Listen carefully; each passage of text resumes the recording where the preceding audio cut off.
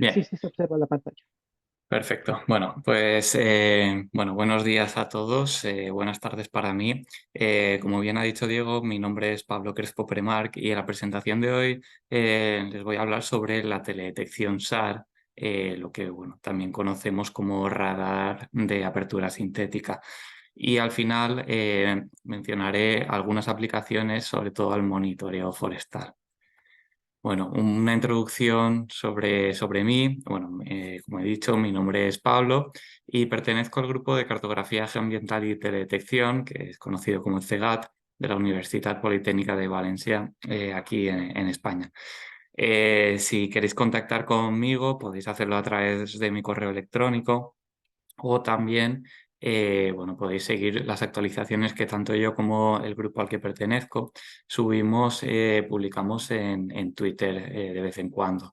De todas maneras, en la última diapositiva repetiré, volverá a aparecer este correo y las cuentas de Twitter para que las volváis a notar con más tiempo. Bueno, yo trabajo como investigador postdoctoral en el grupo mencionado, en el CEGAD, y actualmente trabajo en la monitorización de cultivos mediante imágenes de resolución media y de alta resolución. En cuanto a resolución media, nos referimos a Sentinel-2 y también datos de radar como son los de Sentinel-1. Y de resolución alta, ortoimágenes en este caso con una resolución espacial de 25 centímetros. Bien, pues lo que hacemos es la clasificación de cultivos y también la detección o estimación del grado de abandono de cultivos empleando redes neuronales convolucionales y utilizando estas imágenes de alta resolución y luego también a partir de series temporales extraídas de radar o de Sentinel-2 empleamos redes neuronales recurrentes para este fin. Luego, la mayor aplicación en la que he trabajado, en la que desarrollé mi tesis doctoral, fue el procesado de datos LiDAR Full Waveform, que son aquellos que registran la onda completa, por lo tanto, registran los diferentes estratos verticales de la vegetación y nos permiten no solo caracterizar variables forestales, sino también lo que es el sotobosque. Últimamente también hemos empezado a trabajar con datos GEDI, que son datos LiDAR satelitales de la NASA, para calibrarlos con otro tipo de datos, transportados LiDAR, que son los más convencionales y conocidos. Asimismo, hay una de las líneas del grupo de CEGAD que está dedicada a la detección de línea de costa mediante imágenes de media resolución, Sentinel-2 y Landsat, y también últimamente estoy trabajando en esta línea para emplear redes neuronales convolucionales para tal fin. Asimismo, imparto clase como profesor universitario en la Universidad Politécnica de Valencia, junto al doctor profesor Luis Ángel Ruiz. Bueno, impartimos la asignatura de teledetección SAR, en mi caso las prácticas, y luego también en la Universidad Internacional de Valencia imparto las asignaturas de programación 1, que es introducción a la programación, y programación 2, programación avanzada. Luego también en la Universidad Mayor de Chile imparto la asignatura de procesamiento y aplicaciones de datos LiDAR. Bueno, antes de hablar de lo que es el radar o SAR, que es como decías, radar de apertura sintética, estos datos se engloban dentro de la teledetección, entonces prefiero hacer una pequeña introducción de qué es la teledetección. Bueno, dentro de la teledetección podríamos englobar una serie de datos, como podrían ser los datos ópticos, como imágenes satélite, también datos LiDAR, o en este caso, los cuales vamos a ver en esta presentación, que son los datos radar. Bueno, Campbell and Wine define la teledetección como la práctica de poder extraer información de la Tierra y superficies de agua a una distancia, es decir, que no necesitamos estar en contacto con esos objetos para extraer esa información. Y bueno, quiero mostraros este ejemplo de dos gatos y vosotros mismos podéis ver una diferencia ya entre las dos. Es decir, podéis ver que la gata de la izquierda tiene un mayor tamaño que la gata de la derecha y no necesitáis estar en contacto con ellas, no necesitáis tocarlas, simplemente con estas imágenes o incluso si las vieseis a distancia, pero de manera presencial, podríais sacar esta conclusión. En este caso seguimos viendo dos gatos y sin estar en contacto con ellos también podemos diferenciarlos. Es decir, estamos viendo que aquí tienen un tamaño similar, no ocurre lo mismo que en el caso anterior, pero sí que tienen un color diferente. Por lo tanto, los estamos diferenciando y estamos extrayendo información acerca de ellos. Pero, vale, esto es un ejercicio que nosotros hacemos todos los días cuando vamos por la calle, cuando observamos la televisión, imágenes. Pero ¿qué pasa si, como dice la definición, lo aplicamos a la Tierra, a superficies de agua? Pues tenemos este ejemplo. En este ejemplo, nosotros sin estar allí podemos ver que en la parte de la derecha hay una zona forestal de bosque mediterráneo, para ser más concreto. En la parte izquierda hay zona de cultivos cítricos, siendo más concreto. De sur a norte o de norte a sur atraviesa una vía de comunicación y luego en la parte central e inferior hay unas edificaciones. Bien, pues aquí estamos haciendo teledetección aplicado pues, observando una imagen aérea. Entonces, otra manera de hablar de la teledetección es que esta extracción de información que acabamos de realizar se puede efectuar mediante imágenes, que es lo que acabamos de hacer, empleando radiación electromagnética que es reflejada o emitida por esta superficie terrestre en una o más regiones del espectro electromagnético. Bueno, esta definición a lo mejor aún no la entendemos del todo, pero no pasa nada. Vamos a definir qué es lo que nosotros conocemos como la luz entre comillas. Entonces, esta luz que llamamos nosotros se propaga en forma de ondas electromagnéticas. Es decir, tenemos estas dos ondas electromagnéticas en la parte inferior, que son periódicas, y podríamos definirlas mediante tres parámetros. El primero sería la longitud de onda, que es simplemente cuál es la distancia entre dos puntos repetitivos, por ejemplo, dos crestas o dos valles. Luego, ¿cuál es la frecuencia? Que está inversamente relacionada con la longitud de onda. Es decir, cuántas repeticiones hay por segundo.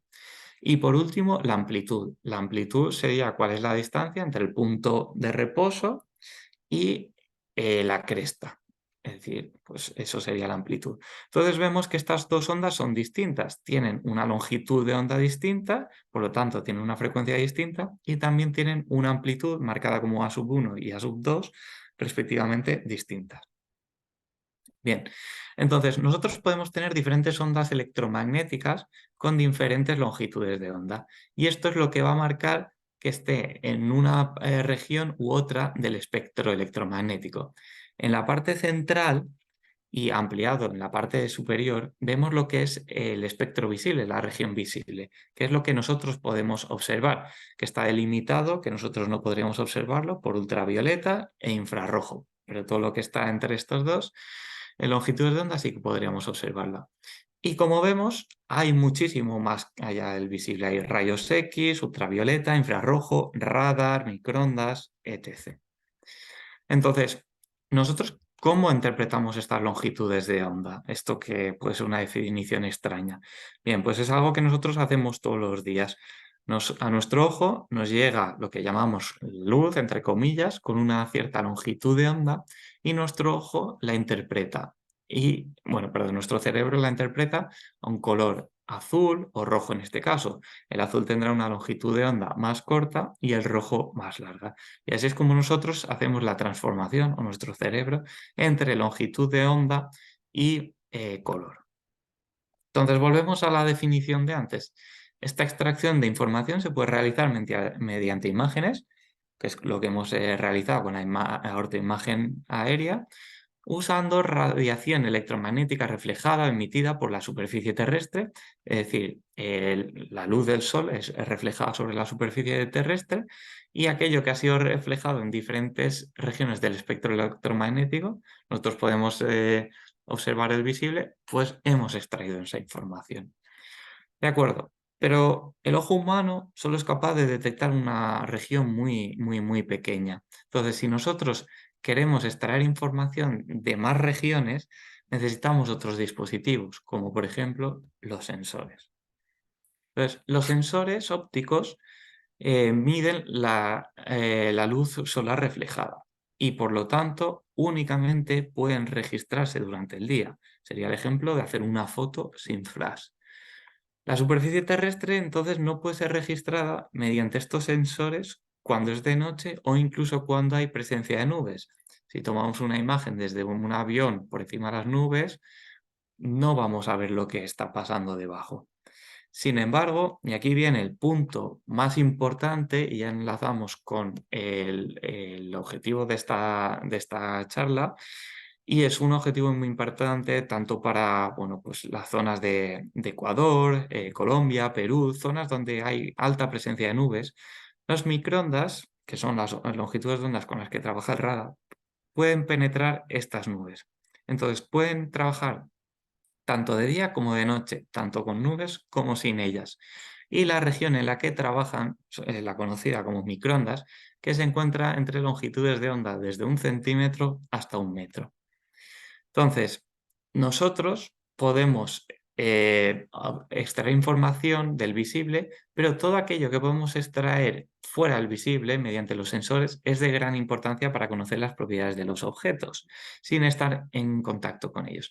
Pero, ¿cómo podemos registrar esta información? Bien, pues para ello usamos unos sensores y existen de dos tipos. Existen activos o pasivos. Entonces, los sensores pasivos son aquellos que detectan la radiación electromagnética que es emitida o reflejada de fuentes naturales. Es decir, son receptores pero no emisores. Por ejemplo, nuestro ojo. Nuestro ojo está recibiendo aquello que es emitido por una superficie ya que se ha aplicado una radiación, una fuente de energía externa, como puede ser la luz solar. También una cámara de fotos. Pero si nosotros empleamos una cámara de fotos con flash, ya estaríamos aplicando una fuente externa, que sería el flash. Y luego, por otro lado, están los sensores activos que generan artificialmente la radiación y la registran. Es decir, son tanto emisores como receptores. Es decir, se emitiría un láser, por ejemplo, y la información después de intersectar con los objetos volvería a nuestro receptor y la registraríamos. Entonces, si trasladamos esto a la teledetección, tendríamos que, por ejemplo, en el primer caso, tenemos un sensor, como podría ser una cámara de fotos. La fuente de radiación es el sol y esta refleja sobre el objeto y es registrada por nuestro sensor. Entonces, es de tipo pasivo. Luego existen otros sensores térmicos, que la fuente de radiación es el simple objeto, por ejemplo, la temperatura que está radiando, y nosotros podemos captarla con nuestro sensor térmico. Luego, si lo vemos en las longitudes del microondas, que sería el tercer caso, el objeto podría radiar también en esas longitudes de onda y podríamos registrarlo con un sensor pasivo o podría pasar, que es lo que veremos con el SAR, que es el propio sensor el que emite una señal en la longitud de onda del microondas y tras reflejarse sobre el objeto es registrado. Y en este caso es un sensor de tipo activo, que es el que vamos a tratar en esta charla. Entonces, si hacemos una comparación entre el radar y la teledetección óptica, vemos que el radar tiene las diferentes ventajas, es decir, que puede penetrar a través de las nubes, lo cual es muy importante, puede registrar también durante la noche, puede penetrar la estructura vegetal, cosa que no puede hacer la teledetección óptica, en ciertas condiciones de muy baja humedad también puede penetrar el suelo. Los efectos atmosféricos son mínimos, son sensibles a propiedades dieléctricas que están muy ligadas con el contenido de humedad en el suelo, por ejemplo. También son sensibles a la estructura. Y luego, en cuanto a desventajas, es que la información es diferente a la de los sensores ópticos y a veces es difícil de interpretar.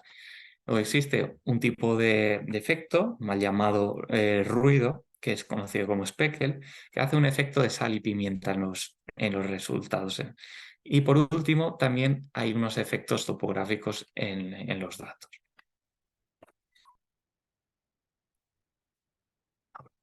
Bien, si observamos esto con una imagen, podríamos ver la erupción en un volcán en Rusia, a la izquierda con un sensor óptico y a la derecha con radar. Entonces, ¿qué es lo que estamos observando en este caso? A la izquierda existe una nube de ceniza por la erupción y al mismo tiempo se está creando una sombra por esta nube. Es decir, sabemos que hay una erupción, sería muy interesante para estudiar la nube de ceniza, pero no estamos viendo qué hay más allá. Sin embargo, con el radar desaparece toda la nube y esa sombra generada por la nube. Bien, pero ¿cómo funciona el radar? Bueno, el radar viene de Radio Detection and Ranging y es un sensor activo, como he mencionado, que emite y recibe su propia energía. Entonces, el apellido detection viene de que los sensores radar emiten una señal en el microondas o radio con unas propiedades conocidas. Y esta imagen, esta energía, cuando es retrodispersada por el objeto, es recibida y registrada por el radar. Es decir, el objeto ha sido detectado. Luego, ranging es un sinónimo de distancia. ¿Por qué? Porque se puede medir la distancia entre el sensor y el objeto midiendo cuánto es el tiempo transcurrido desde que se envió la señal hasta que esta señal fue nuevamente recibida por el sensor. Conociendo la velocidad de la luz, el tiempo transcurrido de ida y vuelta, podemos tener la distancia de ida y vuelta a ese objeto. Y ese sería el apellido ranging. Entonces, como vemos en la imagen superior derecha, en el primer caso, una señal radar es emitida y tras rebotar con el objeto puede disiparse en diferentes direcciones y parte de ella vuelve al sensor donde registrar. Aquí tenemos nuevamente qué es lo que pasaría. Bien, pues la cantidad de energía que es retrodispersada por el objeto, en este caso tendríamos una edificación y un árbol, es representada en cada imagen del radar. Y la magnitud de cada píxel va a depender de la intensidad del eco reflejado. No se registrará en la imagen radar igual el árbol que la casa. Ahora quiero hablar de una serie de parámetros del radar. Por tiempo voy a dejar un poco de lado el ángulo de incidencia, es importante, pero considero que los otros tres son más importantes que el ángulo de incidencia. Entonces, en cuanto a la longitud de onda, que sería el primero, volvemos a lo que os mostré antes y vemos que en el radar podemos tener diferentes longitudes de onda y por lo tanto diferentes frecuencias a utilizar. Entonces, dependiendo de estas, es lo que llamaríamos una banda de frecuencia del radar u otra. Y esto lo que nos va a marcar es para qué podemos utilizar el radar. Es decir, cuanto mayor sea la longitud de onda, la penetración será mayor, por lo tanto la frecuencia que será menor. Entonces, cuanto mayor sea la longitud de onda, mayor será la penetración a través de la estructura forestal e incluso el suelo. Podemos ver en la tabla de la derecha que las menores frecuencias y mayores longitudes de onda, por lo tanto, sirven para aplicaciones de penetración del suelo y poco a poco vamos aumentando a otras de agricultura, forestales, oceanografía, etcétera, hasta llegar a las longitudes de onda más pequeñas, que sería la banda K, y aquí tendríamos los radares de alta resolución. Entonces, el suelo puede penetrarse en condiciones de muy baja humedad, como os he comentado.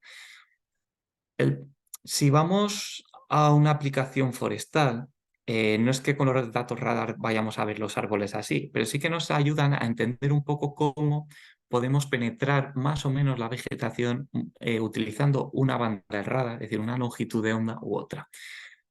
Vemos que conforme vamos ampliando la longitud de onda, son menos los objetos que estamos observando del árbol. Es decir, en los primeros casos, con una longitud de onda de 3 centímetros, nos estamos quedando estancados en lo que sería la copa del árbol. Y poco a poco llegaríamos a penetrar esa copa, que ya no recibiríamos información de esa copa, y únicamente recibiríamos información de objetos más grandes, como serían el tronco. Bien, pues modificando esta longitud de onda del radar es como podemos obtener, penetrar más o menos la vegetación. Y luego también lo mencionado en cuanto al suelo es que cuanto mayor sea la longitud de onda, mayor será la penetración en el suelo. Y si hay condiciones de muy baja humedad, incluso se puede penetrar y obtener información hasta 2 metros por debajo del suelo. Este sería un ejemplo en una zona de muy baja humedad, que sería el desierto, y se puede ver en la imagen de la izquierda cómo se puede detectar bajo la arena del desierto un paleocauce, es decir, un antiguo brazo del río Nilo que pasaba por el norte del actual. Luego, con aplicaciones forestales vemos también que si modificamos o empleamos una longitud de onda u otra, podemos recibir una información u otra, penetrar más o menos la estructura forestal. En este caso, en la zona amazónica, lo que podemos ver en esta banda L es que puede penetrar a través de la estructura forestal y se pueden detectar la presencia de agua. Entonces, podemos ver en la zona más bueno, amazónica hacia el oeste cómo aparecen zonas con tonos blancos. Esto veremos por qué, pero de esta manera estamos pudiendo detectar incluso por debajo de la vegetación amazónica presencia de agua es decir, zona de vegetación inundada, como pueden ser manglares. Bien, otro parámetro importante del radar es lo que es la fase. Entonces, la fase, como definición, es simplemente la posición de un punto en una onda y esta posición medida en grados o radianes. Entonces, por ejemplo, si tenemos esta circunferencia a la izquierda, de una vuelta completa serían 360 grados hexagesimales o 2 pi radianes, si la abrimos tendríamos una onda periódica y veríamos que el punto de corte con la coordenada I0 sería pi, que serían los 180 grados, y así hasta 2 pi. Bien. Y luego, ¿qué es la diferencia de fase? Pues la diferencia de fase es simplemente cuál es la diferencia entre dos ondas medida en grados o radianes. Por ejemplo, el primer caso tendríamos dos ondas que tienen una amplitud diferente, pero sus crestas y sus valles coinciden, por lo tanto están en fase. Sin embargo, en la derecha vemos que las crestas o los valles ya no coinciden y hay un pequeño desfase entre ellos. Bien, pues esto medido como diferencia de fase, diríamos que en lugar de medirlo en metros, diríamos que hay una diferencia de fase de 90 grados o de pi medios radianes. ¿Y por qué es importante la fase? Bien, pues hay unas aplicaciones, unas disciplinas que lo veremos del radar, que es la interferometría y la polarimetría. Entonces, si nosotros medimos la fase en un momento dado y luego en otro momento volvemos a medir esa fase y calculamos la diferencia de fase, lo que podemos calcular es cuál ha sido el desplazamiento de un objeto. Entonces, esto es muy útil, por ejemplo, para desplazamientos por deslizamientos de tierra o por terremotos. Luego, otro parámetro importante del radar es la polarización. Al igual que la luz, la señal radar está polarizada. Es decir, en general, se pueden haber otras, pero bueno, radar trabaja con las polarizaciones horizontal o vertical. Y se puede enviar una polarización y luego recibir otra. Por ejemplo, HH sería que emitiría el sensor en horizontal y recibiría en horizontal. HV sería que emitiría en horizontal y recibiría en vertical. Y así sucesivamente. Entonces, ¿qué nos marca la diferencia de que nosotros estemos registrando más información en la polarización horizontal o vertical? Bien, pues la orientación del objeto y cuánto es esa sección transversal con respecto a la polarización enviada. Por ejemplo, este objeto a la derecha, su sección transversal vertical, que sería la marcada en azul, sería mayor a la roja, a la horizontal. Entonces, nosotros recibiríamos más información en la polarización vertical que en la horizontal, que la horizontal, perdón. Sin embargo, si vamos girando el objeto hasta llegar a este extremo, veríamos que la sección transversal horizontal es mucho mayor, por lo tanto recibiríamos mayor información que en la vertical. Pero luego también hemos visto que se puede emitir en una polarización y recibir en otra, que es lo que comentábamos como se conoce como depolarización de la onda. Y esto suele ocurrir en vegetación.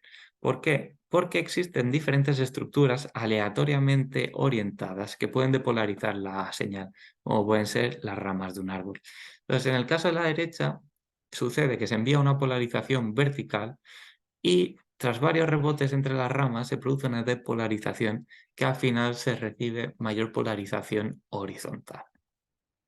Este sería un caso en el que, por ejemplo, arriba tendríamos diferentes polarizaciones y abajo estaríamos haciendo una composición rojo, verde y azul de ellas. Y estaríamos viendo que, claro, según las zonas, si es zona de vegetación o no, estaríamos percibiéndolo de un color donde estaríamos recibiendo más o menor información que en otra zona.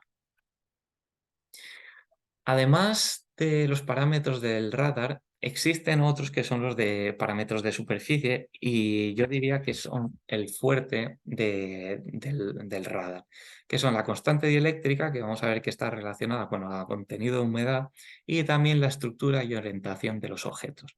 Y la constante dieléctrica significa que cuanto mayor contenido de humedad, mayor constante dieléctrica tendrá. Y por ejemplo, este es un ejemplo en Ecuador, donde tenemos 3 imágenes radar de diferente fecha y haciendo una composición de color vemos la cuarta imagen de la derecha con diferentes colores.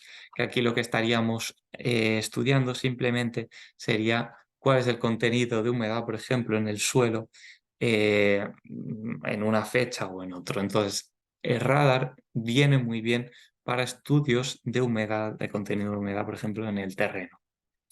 Luego también otro fuerte sería la estructura y orientación de los objetos, ya que la señal radar es sensible a la estructura de la superficie. Va a ser sensible si tenemos suelos más planos o más rugosos. Entonces, para entenderlo mejor, tenemos este ejemplo en la zona amazónica, donde podríamos tener una primera superficie, que sería una superficie lisa, que es la que se conoce como especular, donde la señal radar es enviada y como es una superficie lisa, como puede ser agua completamente en calma, toda la información rebota en el sentido opuesto del sensor y nada de la información vuelve al sensor. Entonces, en este caso estaríamos viendo el píxel negro, ya que nada nos es devuelto al sensor. Por ejemplo, en la imagen de la derecha serían las zonas del río Amazonas que están en calma. Luego, si tenemos una superficie con pequeñas rugosidades o más rugosa, como pueden ser zonas deforestadas o suelos agrícolas, ya cuando se envía esa señal desde el sensor, parte de esta va a volver al sensor. Entonces ya se aprecia con un tono más gris. Luego existe la que he mencionado hace poco, que es la dispersión por volumen, que sería en la vegetación, donde aparece con un color gris un poco más oscuro, puesto que menor información es devuelta al sensor. Y por último, que sería muy interesante para esta zona amazónica, sería lo que conocemos como doble rebote, que en este caso es de vegetación inundada, es decir, se produce un primer rebote especular sobre la superficie de agua y luego un segundo rebote sobre la vegetación, lo que hace que gran cantidad de la información enviada sea devuelta al sensor. Entonces, en la imagen de la derecha, zonas que con sensor óptico no estaríamos viendo más que selva amazónica, aquí los vemos de tonos blancos muy intensos. Entonces podemos deducir que ahí debajo hay presencia de agua, bajo la vegetación. Aquí algunos ejemplos, por ejemplo, aplicado a áreas deforestadas, donde combinando bueno, diferentes información radar podríamos clasificar e identificar perfectamente zonas deforestadas de no deforestadas. Y luego otras aplicaciones son a vertidos de petróleo en el mar, ya que existe una viscosidad distinta entre el petróleo y el agua. Entonces, el petróleo va a tener menos rugosidad, menos olas que el agua del mar. Lo que va a hacer es que ese rebote sea más especular y entonces va a aparecer de un tono más negro sobre la imagen y se va a detectar fácilmente. Asimismo, esta misma información se puede utilizar para entrenar modelos de clasificación y generar mapas de usos del suelo. Luego, quería mencionar también dos aplicaciones o dos metodologías de detección SAR. La primera sería la polarimetría, que básicamente consiste en la extracción de información de la superficie empleando múltiples polarizaciones, pero obteniendo datos desde una misma posición. Entonces, básicamente lo que consiste la polarimetría, por una definición sencilla, sería que a partir de la energía que incide sobre el objeto, es decir, enviada desde el sensor, cuál es la distancia entre este sensor y el objeto, la longitud de onda de la señal y cuánta energía nos es devuelta, intentan averiguar las propiedades de retrodispersión del objeto. Es decir, se intenta averiguar si es especular, rugosa, doble rebote, etc. Un paso intermedio sería la matriz de coherencia, que es lo que vemos a la derecha. Y aquí estaríamos obteniendo diferentes resultados que nos ayudarían a clasificar unos cultivos u otros. Luego, como paso final de la polarimetría, tendríamos una descomposición polarimétrica, que el primer resultado que obtendríamos sería, por ejemplo, en esta aplicación forestal, cuál es la entropía. Nos estaría dando esta información y luego también nos estaría dando el ángulo. El ángulo él estaría averiguando eso mismo, si se supone que es una superficie lisa o de doble rebote o es de volumen. Entonces, si nosotros combinamos estos dos parámetros, que son la entropía y el ángulo, podemos clasificar diferentes comportamientos de dispersión. Y al final se genera lo que vemos a la derecha para baja entropía, media o alta, y luego combinado con el ángulo, que podría ser un rebote, un doble rebote, una superficie lisa, etc. Con esta combinación de dos parámetros podemos diferenciar 9 zonas, las cuales van a ser muy útiles para realizar una clasificación supervisada y saber si es vegetación, o de qué tipo, etcétera, etcétera. Luego otra aplicación es la interferometría. Aquí empleamos la fase, que la fase, como mencioné anteriormente, era el número de ciclos de la onda que existen entre el sensor y el objeto. Entonces, ¿para qué nos sirve la interferometría? Consiste en el cálculo de diferencia de fase entre dos fuentes de datos tomadas con misma polarización, pero en diferente posición.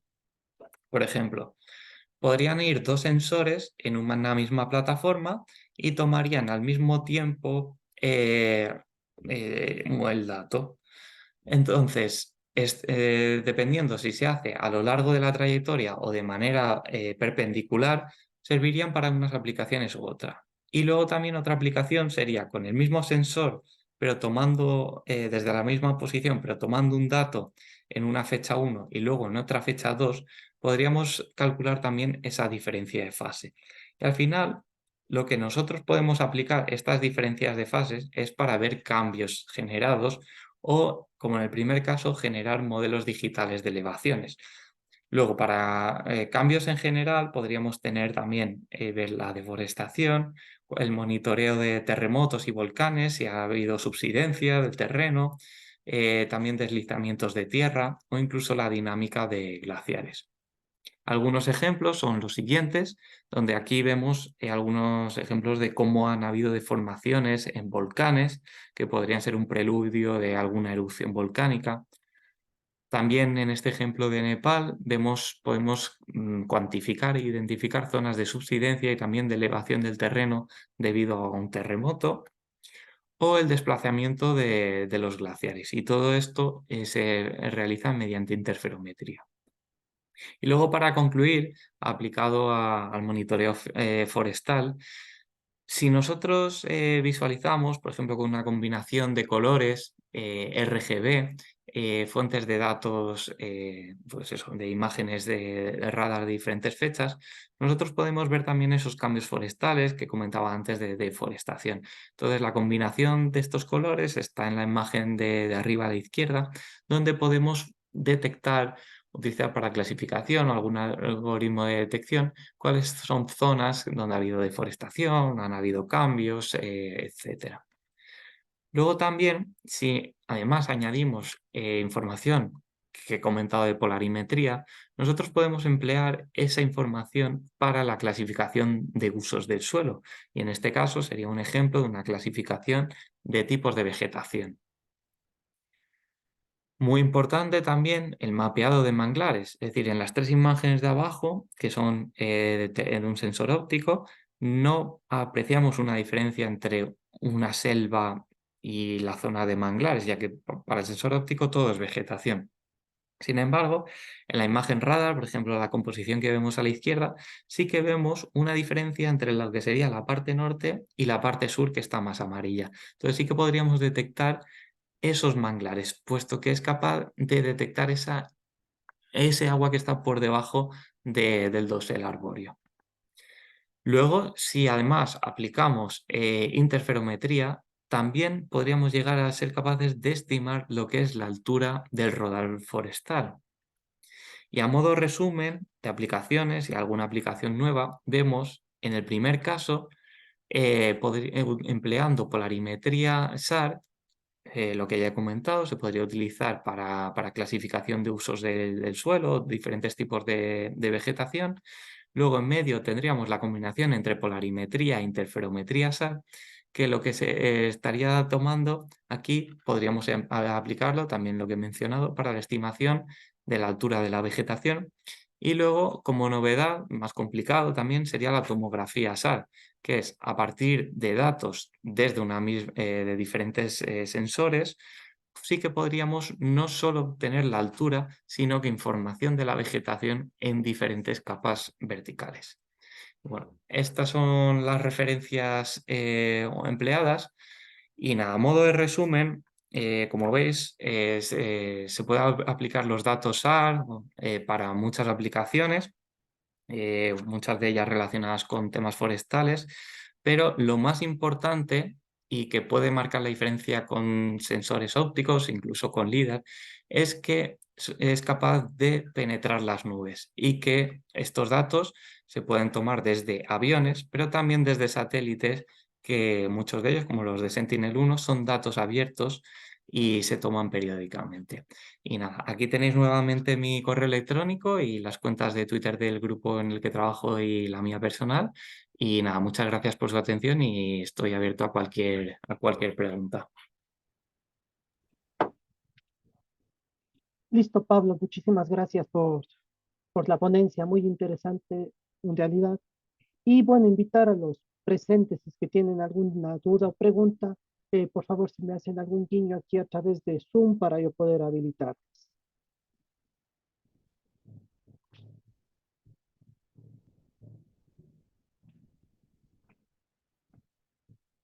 Y bueno, en caso de no existir preguntas, entonces invitarles a que se contacten directamente con Pablo a través de sus eh, medios de comunicación. Y agradecemos mucho a Pablo nuevamente por brindarnos hoy día esta charla, brindarnos un poco de su tiempo para compartir esta temática muy interesante. Gracias, Pablo. Nada, Invitar a los presentes, de igual forma a las próximas charlas que estaremos organizando igual en conjunto con el SEGA de la Universidad Politécnica de Valencia, estar atentos a nuestros canales digitales. Muchas gracias a todos perdón, Pablo, hay una pregunta aquí. sí, Ah, de acuerdo.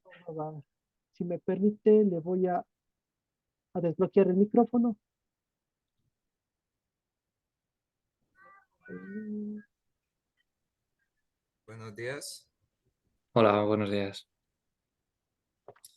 Lo que pasa es que, bueno, me presento. Mi nombre es Fausto Córdoba. Soy egresado de la Universidad Tecnológica de Chocó y en este momento estoy haciendo una maestría en bosque y conservación ambiental. Ujú. El tema que yo estoy trabajando es sobre la deforestación y estoy trabajando en Colombia en una de las zonas más lluviosas del mundo, que es el municipio de Lloró, que queda en la región pacífica de Colombia. Entonces estoy trabajando con imágenes SAR. En la plataforma de Copérnicos bajé unas imágenes de GRD que me recomendaron trabajar con esas imágenes, pero el problema es que para el año 2016 al 2018 o 2017 rebota una sola polarización que es VV.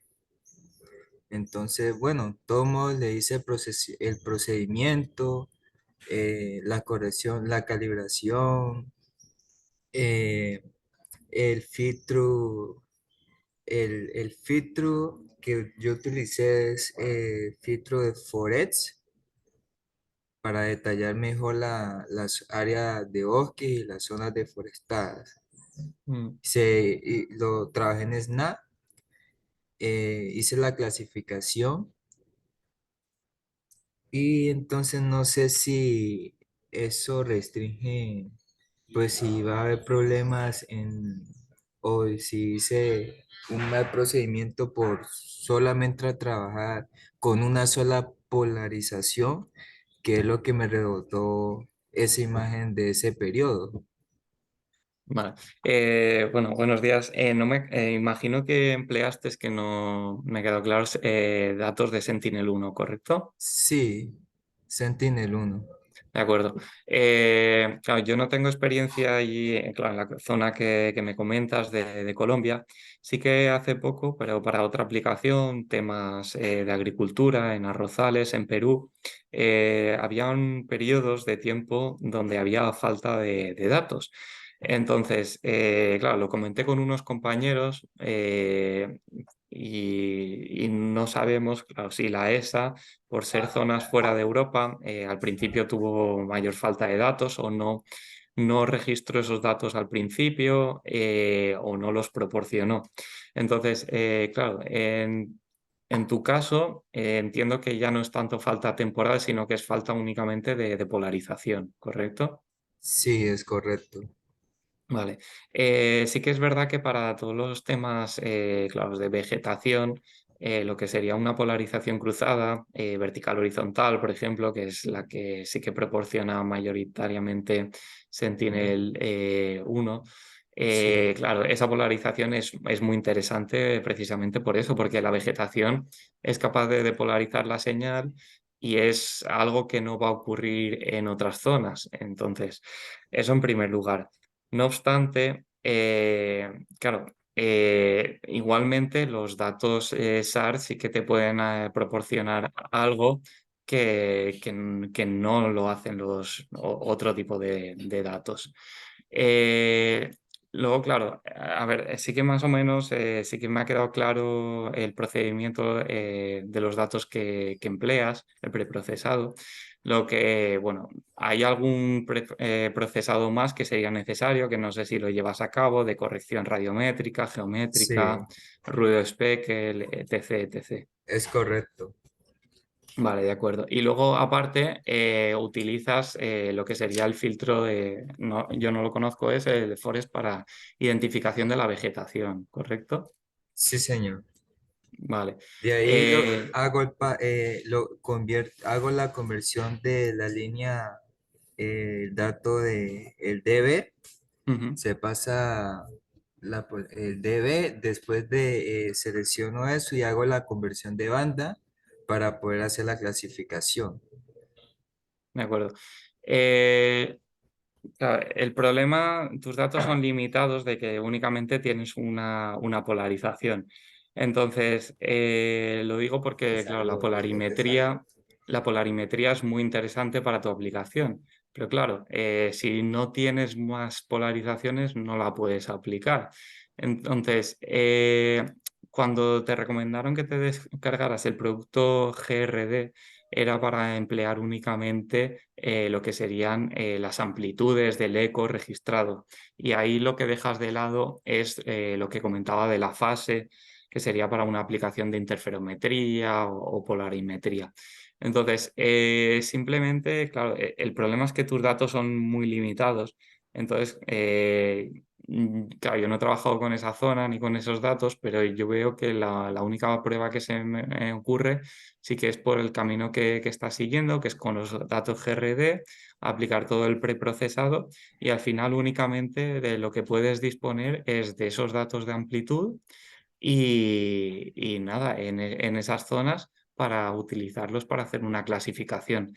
Lo que podría añadir más información sería que los emplearas como series temporales. Lo que pasa es que aquí ya entraríamos en otro aspecto que yo sí que he trabajado con ellos, que serían, bueno, algoritmos más complicados de redes neuronales recurrentes, por ejemplo, donde sí que trabajarías únicamente con la polarización VV, pero con una serie temporal estarías viendo si se producen cambios bruscos relacionados con Yo una creo. deforestación, etcétera.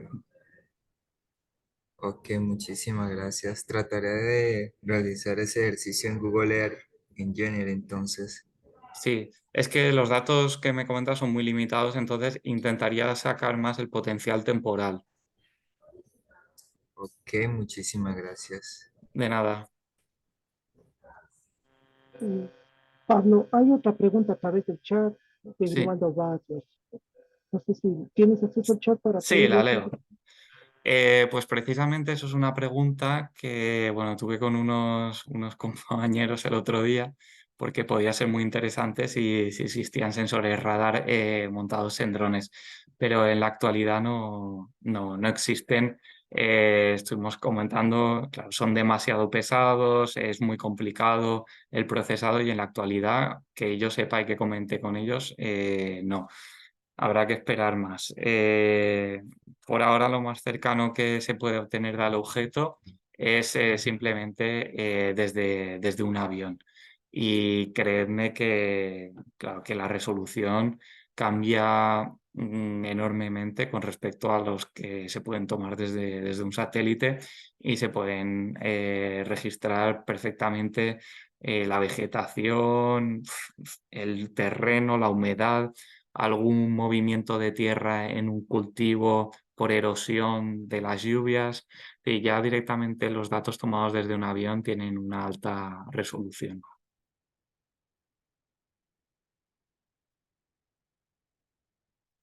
Va.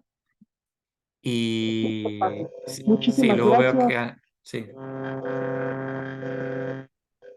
No creo que nos hacen más preguntas. sí, oigo con un poco de